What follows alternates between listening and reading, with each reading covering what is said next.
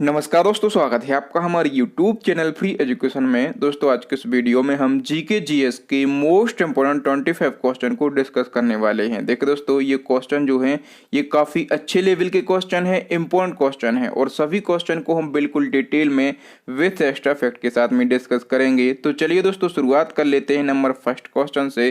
पहला क्वेश्चन है हमारा, साइमन कमीशन को अन्य किस नाम से जाना जाता है। तो देखो दोस्तों, जितने भी क्वेश्चन इस वीडियो लेक्चर में लाया हूं, यदि आपको पहले से किसी क्वेश्चन का आंसर पता है तो वीडियो को पॉज करें, अपना आंसर लगाएं और वीडियो के लास्ट में अपना स्कोर शेयर करें कि आपने कितने क्वेश्चन का सही आंसर दिया। तो दोस्तों, जो साइमन कमीशन है इसको व्हाइट मैन कमीशन के नाम से जाना जाता है। ए ऑप्शन सही हो जाएगा। अब देखो दोस्तों, साइमन कमीशन या फिर व्हाइट मैन कमीशन है, इसकी नियुक्ति कब की गई थी।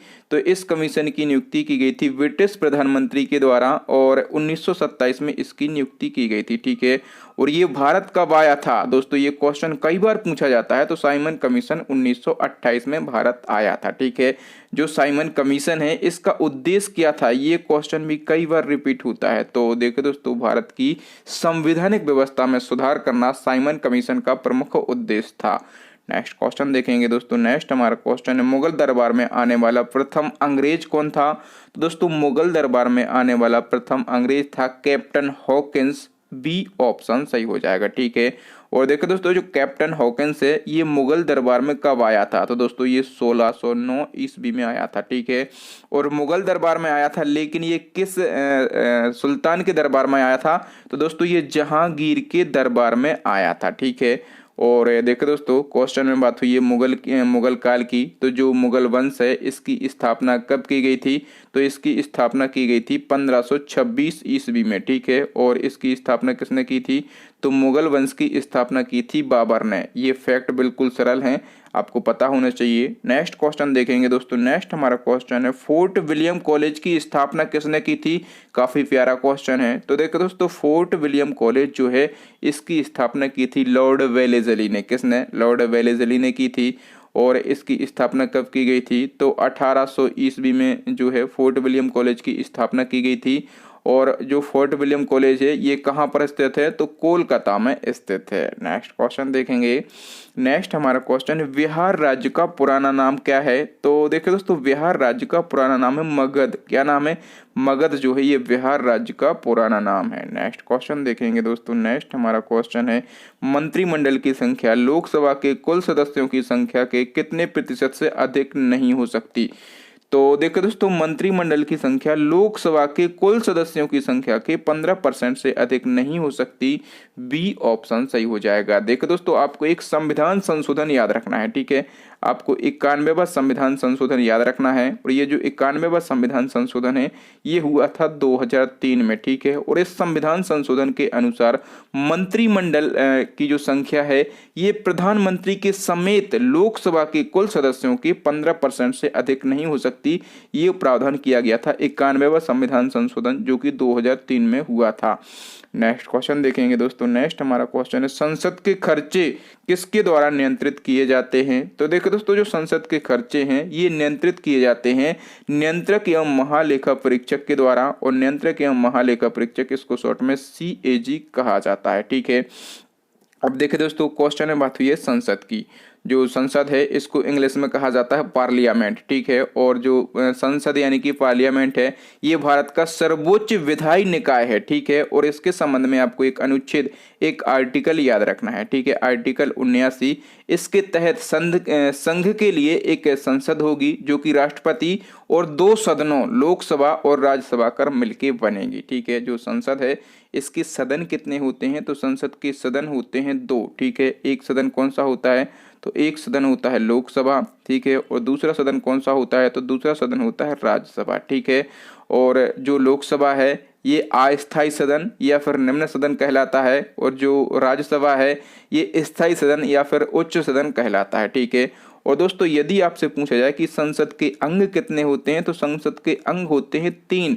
एक अंग होता है लोकसभा, दूसरा होता है राज्यसभा और तीसरा अंग होता है राष्ट्रपति। ठीक है, तो अंग होते हैं 3 और सदन होते हैं 2। नेक्स्ट क्वेश्चन देखेंगे दोस्तों। नेक्स्ट हमारा क्वेश्चन है, केंद्रीय सतर्कता आयुक्त अपने पद पर बना रह सकता है। तो देखिए दोस्तों, जो केंद्रीय सतर्कता आयुक्त है ये अपने पद पर बना रह सकता है 4 वर्ष या फिर 65 वर्ष की आयु तक। ठीक है, तो इस क्वेश्चन का डी ऑप्शन सही हो जाएगा। देखिए दोस्तों, मैं आपको सारी डिटेल ही बता देता हूं। तो देखिए दोस्तों, केंद्रीय सतर्कता आयोग आपको समझना होगा, एक केंद्रीय सतर्कता आयोग होता है। ठीक है, और यह एक स्वतंत्र निकाय होता है, ये किसी भी मंत्रालय या फिर विभाग के अधीन कार्य नहीं करता। और देखिए दोस्तों, इस आयोग में एक केंद्रीय सतर्कता आयुक्त जो होता है वो अध्यक्ष होता है। ठीक है, और 2 केंद्रीय सतर्कता आयुक्त होते हैं, वो सदस्य होते हैं, और इन तीनों की नियुक्ति राष्ट्रपति के द्वारा की जाती है। ठीक है, और इन सभी का कार्यकाल पद ग्रहण करने की तिथि से 4 वर्ष या फिर 65 वर्ष की आयु जो भी पहले हो, इनका कार्यकाल होता है।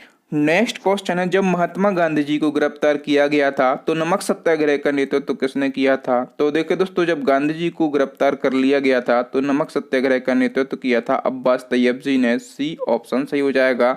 देखो दोस्तों, क्वेश्चन में बात हुई है नमक सत्याग्रह की। तो नमक सत्याग्रह इसकी शुरुआत कब से हुई थी? तो 12 मार्च 1930 से नमक सत्याग्रह की शुरुआत की गई थी। ठीक है, अंग्रेजों के द्वारा बनाए गए नमक कानून के विरोध में गांधी जी 78 लोगों के साथ में अहमदाबाद साबरमती आश्रम से दांडी गांव तक पैदल यात्रा करके नमक कानून का विरोध किया था।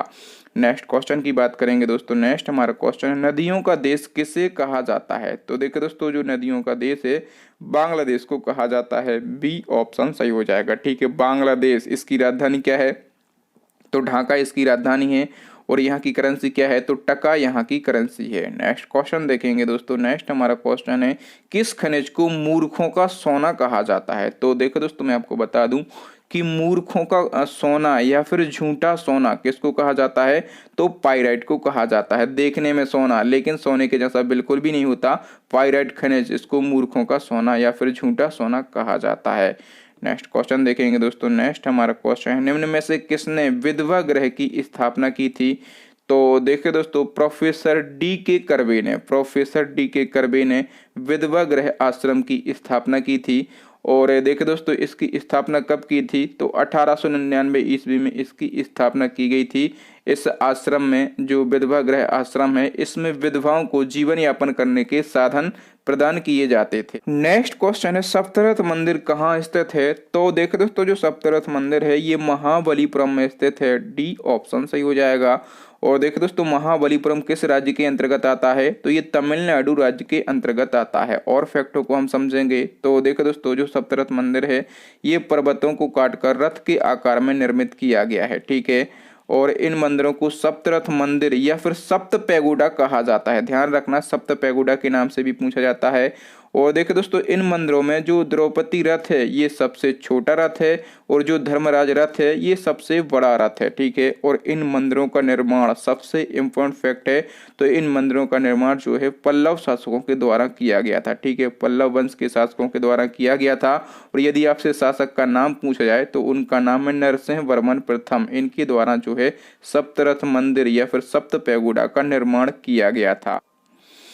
नेक्स्ट क्वेश्चन है, गोदावरी नदी के तट पर स्थित महाजनपद था? तो देखो दोस्तों, प्राचीन भारत में 16 महाजनपद थी। कितनी? 16 महाजनपद थी। तो इन 16 में से जो अस्मक महाजनपद थी ये गोदावरी नदी के तट पर स्थित थी। सी ऑप्शन सही हो जाएगा। और देखो दोस्तों, जो अस्मक महाजनपद थी ये दक्षिण भारत की एकमात्र महाजनपद थी जो कि गोदावरी एवं नर्मदा नदी के बीच में स्थित थी। ठीक है, और देखो दोस्तों, ये जो अस्मक महाजनपद थी इसकी राजधानी क्या थी? तो इसकी राजधानी थी पाटन। ये भी आपको याद होना चाहिए। नेक्स्ट क्वेश्चन देखेंगे दोस्तों। नेक्स्ट हमारा क्वेश्चन है, एक्राइन ग्रंथि का प्रमुख कार्य क्या होता है? तो देखो दोस्तों, एक्राइन ग्रंथि, इसका प्रमुख कार्य होता है पसीना उत्पन्न करना। सी ऑप्शन सही हो जाएगा।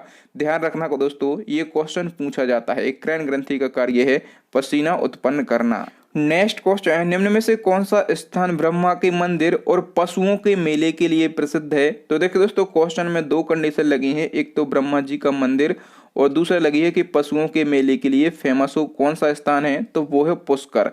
वी ऑप्शन सही हो जाएगा। जो पुष्कर है ये राजस्थान का प्रसिद्ध तीर्थ स्थल है, ठीक है, जो कि राजस्थान के अजमेर जिले में स्थित है। यहाँ पर ब्रह्मा जी का मंदिर स्थित है, ठीक है, यहाँ पर ब्रह्मा जी का मंदिर भी स्थित है और यहाँ पर पशुओं का मेला भी लगता है। देखो दोस्तों, आपको याद रखना है, एक कंफ्यूजन वाला फैक्ट है, जो सोनपुर है, ठीक है, जो सोनपुर है यहाँ पर विश्व का सबसे बड़ा पशुओं का मेला लगता है, ठीक है। जो सोनपुर है ये कहाँ पर स्थित है, तो ये बिहार राज्य में स्थित है, ठीक है। और सोनपुर क्वेश्चन पूछा जाता है किस नदी के किनारे स्थित है, तो जो सोनपुर है ये गंडक नदी के किनारे स्थित है। लेकिन ये आंसर क्यों नहीं हुआ, क्योंकि यहाँ पर पशुओं का मेला तो लगता है लेकिन ब्रह्मा जी का कोई फेमस मंदिर नहीं है। नेक्स्ट क्वेश्चन देखेंगे दोस्तों। नेक्स्ट हमारा क्वेश्चन है, सूर्य की किरणें लंबवत गिरती हैं। तो देखो दोस्तों, जो सूर्य की किरणें होती हैं ये लंबवत कहाँ पर गिरती हैं, भूमध्य रेखा पर गिरती हैं। बी ऑप्शन सही हो जाएगा। और सूर्य की किरणें भूमध्य रेखा पर लंबवत गिरती हैं, इसीलिए भूमध्य रेखा का जो तापमान है ये सबसे अधिक होता है। नेक्स्ट क्वेश्चन है, निम्न में से किसकी ध्वनि का तारत्व यानी कि पिच अधिक होगा। तो देखो दोस्तों, दिए गए ऑप्शन में से जो मच्छर की भिनभिनाहट है इसका तारत्व अधिक होगा, तो इस क्वेश्चन का डी ऑप्शन सही हो जाएगा। देखो दोस्तों, ध्वनि का तारत्व यानी कि पिच जो है ये किस चीज पे निर्भर करता है, तो ये आवृत्ति यानी कि फ्रिक्वेंसी पर निर्भर करता है, ठीक है। तारत्व यानी कि पिच अधिक होने से ध्वनि कैसी होती है, तो ध्वनि होती है पतली। और तारत्व कम होने से ध्वनि कैसी होती है, तो तारत्व कम होगा तो ध्वनि कैसी होगी, मोटी होगी, ठीक है। पुरुषों की अपेक्षा स्त्रियों का तारत्व अधिक होता है, जिसके कारण स्त्रियों की आवाज जो है ये पतली होती है। नेक्स्ट क्वेश्चन देखेंगे दोस्तों। नेक्स्ट हमारा क्वेश्चन है, राजभाषा का उल्लेख संविधान के किस भाग में किया गया है। तो देखो दोस्तों, राजभाषा का उल्लेख जो है संविधान के भाग 17 में किया गया है, तो इस क्वेश्चन का ए ऑप्शन सही हो जाएगा। भाग 17 यदि अनुच्छेद पूछे तो अनुच्छेद 343 से अनुच्छेद 351 तक राजभाषा का उल्लेख किया गया है। और इसके अलावा जो 8वीं अनुसूची है इसमें राजभाषा का उल्लेख किया गया है। और इसके अलावा कुछ और अनुच्छेद हैं जहां पर राजभाषा का उल्लेख किया गया है, तो अनुच्छेद 29, अनुच्छेद 30, अनुच्छेद 120 और अनुच्छेद 210, इन सभी में जो है राजभाषा का उल्लेख किया गया है। नेक्स्ट क्वेश्चन देखेंगे दोस्तों। नेक्स्ट हमारा क्वेश्चन है, नियंत्रक एवं महालेखा परीक्षक के संबंध में कौन सा कथन सही नहीं है। तो देखिए दोस्तों, इन 4 ऑप्शन में हम एक एक करके सभी को देख लेते हैं। तो देखिए दोस्तों, नियंत्रक एवं महालेखा परीक्षक, इसको शॉर्ट में CAG कैग कहा जाता है। तो देखिए दोस्तों, नंबर ए पे लिखा है कैग की नियुक्ति राष्ट्रपति के द्वारा की जाती है, तो ये कथन बिल्कुल सही लिखा है। नंबर बी पे लिखा है कैग का वेतन सर्वोच्च न्यायालय के न्यायाधीश के समान होता है, तो ये भी बिल्कुल सही लिखा है। और देखो दोस्तों, नंबर सी पे क्या लिखा है, तो नंबर सी पे लिखा है ये सेवानिवृत्त होने के बाद अन्य सरकारी सेवा के लिए अयोग्य हो जाते हैं, तो ये फैक्ट भी बिल्कुल सही लिखा है। लेकिन नंबर डी पे लिखा है कि CAG को राष्ट्रपति पदच्युत कर सकते हैं। जी नहीं, बिल्कुल नहीं, कैग को राष्ट्रपति जी जो हैं वो पदच्युत नहीं कर सकते। क्यों नहीं कर सकते, क्योंकि जो कैग होते हैं इनको जो है सुप्रीम कोर्ट के न्यायाधीश के समान महाभियोग की प्रक्रिया के द्वारा हटाया जाता है, ठीक है। कैग को सुप्रीम कोर्ट के जो न्यायाधीश होते हैं उनके समान महाभियोग की प्रक्रिया के द्वारा हटाया जाता है। कैग को कोई भी पदच्युत नहीं कर सकता। डी ऑप्शन सही हो जाएगा। नेक्स्ट क्वेश्चन है दोस्तों, थल सेना दिवस यानी कि आर्मी डे कब मनाया जाता है। तो दोस्तों, आर्मी डे मनाया जाता है 15 जनवरी को, ठीक है। 15 जनवरी को ही क्यों मनाया जाता है, क्योंकि दोस्तों 15 जनवरी 1949 को भारतीय थल सेना के प्रथम कमांडर इन चीफ, उनका नाम क्या था, उनका नाम था KM करियप्पा, इन्होंने अपना पद ग्रहण किया था, ठीक है। इसलिए हम 15 जनवरी को थल सेना दिवस यानी कि आर्मी डे मनाते हैं। एक दिवस दोस्तों आपके एग्जाम में जरूर पूछा जाता है। नेक्स्ट क्वेश्चन देखेंगे दोस्तों। नेक्स्ट हमारा क्वेश्चन है, भारत में पहली बार मेट्रो रेल सेवा कब और किस शहर में आरंभ की गई। तो देखो दोस्तों, भारत में पहली बार मेट्रो रेल सेवा ये आरंभ की गई थी कोलकाता में, ठीक है, कोलकाता में आरंभ की गई थी। और कब आरंभ की गई थी, तो 1984 में आरंभ की गई थी। तो सन भी आपको याद रखना है और स्थान भी आपको याद रखना है। नेक्स्ट क्वेश्चन देखेंगे दोस्तों। नेक्स्ट हमारा क्वेश्चन है, कुत्ता किस देश का राष्ट्रीय पशु है। तो देखो दोस्तों, ये क्वेश्चन भी अभी पूछा गया था रिसेंटली NTPC के एग्जाम में। तो देखो दोस्तों, जो कुत्ता है ये वर्मा देश का राष्ट्रीय पशु है। ए ऑप्शन सही हो जाएगा। नेक्स्ट क्वेश्चन देखेंगे दोस्तों। नेक्स्ट हमारा क्वेश्चन है, जगन्नाथ मंदिर किस राज्य में स्थित है। तो देखिए दोस्तों जो जगन्नाथ मंदिर है ये उड़ीसा राज्य में स्थित है, ठीक है, उड़ीसा राज्य में स्थित है। और उड़ीसा राज्य के किस जिले में स्थित है, तो पुरी जिले में स्थित है, ठीक है। और देखिए दोस्तों जो जगन्नाथ मंदिर है ये भगवान श्री कृष्ण को समर्पित है। किसको, ये भगवान श्री कृष्ण को समर्पित है। नेक्स्ट क्वेश्चन देखेंगे दोस्तों। नेक्स्ट हमारा क्वेश्चन है लेजर का आविष्कार किसने किया था। अच्छा क्वेश्चन है। तो देखो दोस्तों लेजर का आविष्कार किया था थियोडर मेमन ने। किसने, थियोडर मेमन ने लेजर का आविष्कार किया था। और दोस्तों लेजर का फुल फॉर्म भी पूछा जाता है तो light amplification by stimulated emission of radiation, ये जो है ये लेजर का फुल फॉर्म होता है। नेक्स्ट क्वेश्चन है पहली कंप्यूटर भाषा कौन सी विकसित की गई थी। तो देखो दोस्तों जो फोर्ट्रान है ये पहली कंप्यूटर भाषा है जो कि विकसित की गई थी। सी ऑप्शन सही हो जाएगा। और देखो दोस्तों जो फोर्ट्रान लैंग्वेज है इसको किस कंपनी के द्वारा डेवलप किया गया था, ये क्वेश्चन भी पूछा जाता है। तो दोस्तों इसको IBM कंपनी के द्वारा डेवलप किया गया था।